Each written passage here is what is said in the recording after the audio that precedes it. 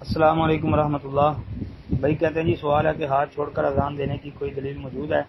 سعودی عرب میں اکثر مسجد میں ہاتھ چھوڑ کر اذان دی جاتی ہے اور حی علی الصلاۃ حی علی الفلاح پر دائیں بائیں منہ بھی نہیں پھیرتے۔ محترم بھائی، اس میں اگرچہ مختلف اہل علم کا عمل ہے، عام مؤذنین جو اذان دینے والے حضرات ہیں ان کا عمل بھی مختلف ہے، لیکن اگر کوئی بندہ ہاتھ چھوڑ کے اذان دے دے تو اس میں کوئی لڑائی جھگڑا نہیں کرنا چاہیے۔ اصل میں اہل علم نے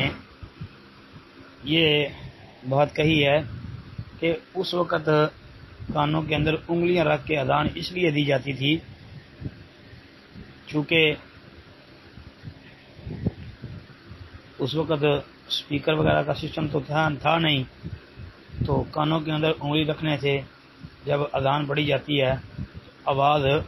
اونچی ہو جاتی ہے۔ تو آج کل کیونکہ اسپیکر موجود ہیں، اسپیکروں کے اندر آواز پھیل جاتی ہے، دور دور تک آواز پہنچتی ہے، اس لیے اگر انگلیاں کانوں میں نہ ڈالی جائیں، ہاتھ چھوڑ دیے جائیں تو اذان ہو جائے گی۔ جی اسی طرح جو ہے حی علی الصلاۃ اور حی علی الفلاح پر دائیں اور بائیں جو منہ پھیرنا ہے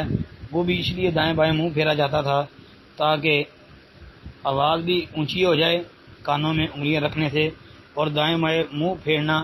وہ یہ تھا کہ دائیں طرف بھی دور تک آواز جائے اور بائیں طرف بھی دور تک آواز جائے، جی یعنی دائیں بائیں کے جو لوگ ہیں ان کو بھی پتہ چل جائے۔ تو اب چونکہ اسپیکروں کا سسٹم ہے، اب جو ہے اگر کوئی دائیں بائیں منہ نہیں کرتا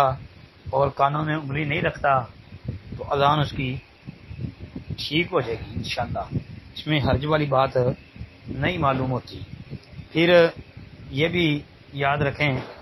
کہ اگر کوئی بندہ اذان کے کوئی کلمات کہتا ہے، مثلا حی علی الصلاۃ یہ کہہ کے تو ہاتھ چھوڑ دیتا ہے، پھر دوبارہ حی علی الصلاۃ کہہ کے پھر ہاتھ چھوڑ دیتا ہے، یعنی ہر کلمے پر ہاتھ چھوڑتا ہے، ٹھیک ہے، یعنی اس میں کوئی لڑنے جھگڑنے والی بات نہیں ہے۔ یہ علماء نے یعنی یہ اجتہاد کیا ہے جو میں نے بیان کیا ہے کہ اس وقت اسپیکر وغیرہ نہیں تھے تو آواز اونچی کرنے کے لیے یہ کانوں کے اندر انگلیاں رکھی جاتی تھی تاکہ دور تک آواز پہنچ جائے، اور دائیں بائیں رخ بھی اس لیے کیا جاتا تھا، جبکہ آج اسپیکر موجود ہیں، دور دور تک آواز چلی جاتی ہے، اور پھر آج اس وقت کی نسبت اب مساجد بھی زیادہ ہیں اور تقریباً ہر محلے کے اندر